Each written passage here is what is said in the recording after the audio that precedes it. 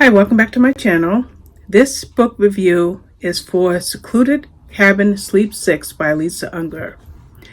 Now, I read this book a couple weeks ago and it's already out, but I do remember posting this on a discussion group, and it was a one-word review on that discussion group. It was wow. Yeah, that's how I felt. Okay? Now, in this book, you have three couples who go off on a weekend, but they find these kits, these DNA kits. And, who would give them DNA kits? What does it have to do? Well, let's talk about some of these people. We have Hannah. She's a stay-at-home mom, and she's married to Bruce. And then her brother is Mako, who Bruce works for. Mako is married to Lisa. But his ex is also there, and that's Hannah's best friend, Cricket. And Cricket's there with her boyfriend, Joshua. So you got Hannah, Bruce, Mako, Lisa, Cricket, and Joshua. Is that a comfortable place? Well, there's somebody else there. Somebody is watching. What is going on? Who's watching what? And who is going to figure it out? Well, Hannah is pretty much our principal protagonist. She may be a good wife, a good mother, and a stay-at-home mom, but she's also somebody who can get to the bottom of what's going on. Now, you may have the 6 central characters, with Hannah maybe being your chief character, but you have other characters. And you also have multiple points of view. And then there's a murder victim, and where they're staying plays into whoever that murder victim was. Okay? So how is all that going to come together?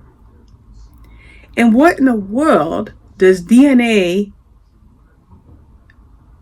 a DNA test, have to do with this cabin in the woods with all of these people?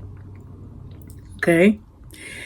That is what you have to figure out in Lisa Unger's book. Okay? Secluded Cabin Sleeps 6.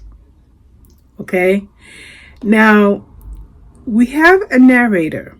Now, this name that I give you is not one of the names I've given you already, but let's talk about who it is. Okay? We have a narrator who has a plan. It's a question for you, the reader, to figure out who this POV is and what this, can I use this word, dastardly plan is?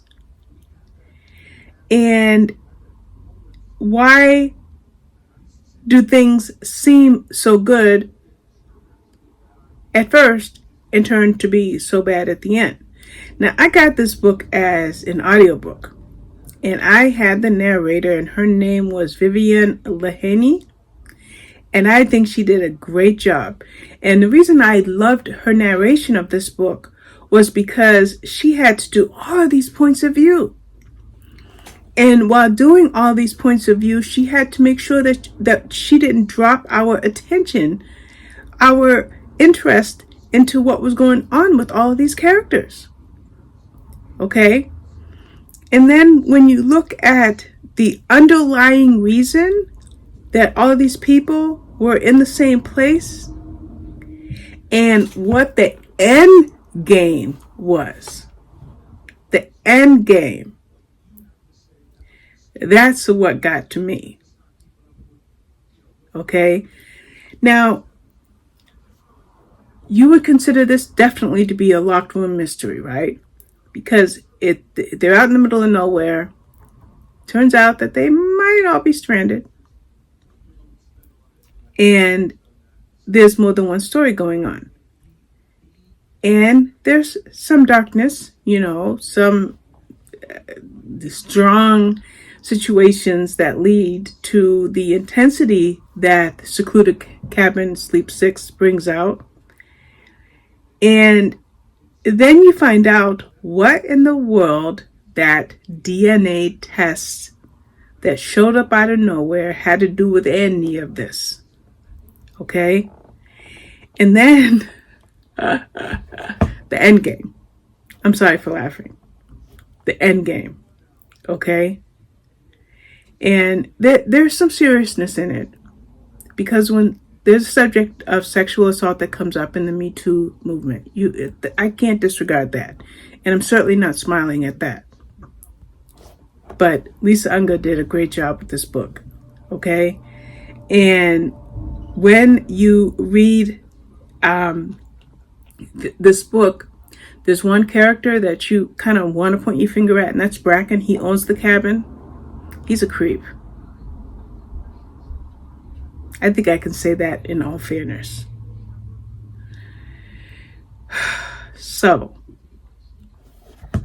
I think I'm going to leave it at that. If you like a good psychological thriller with lots of twists and turns and lots of red herrings, and if you see a character that you just know has to be the bad guy, is that character the bad guy? And what is, again, and it's going to be my third time saying this phrase, the underlying motive or the end game? What is the end game? I was really surprised at that. As a matter of fact, I would love to check the news to see if anything like this has happened in history, because I'm curious. So, let me know if you like Lisa Unger, if you've read this book or any other book by her, and if this book looks like one that you might be interested in reading.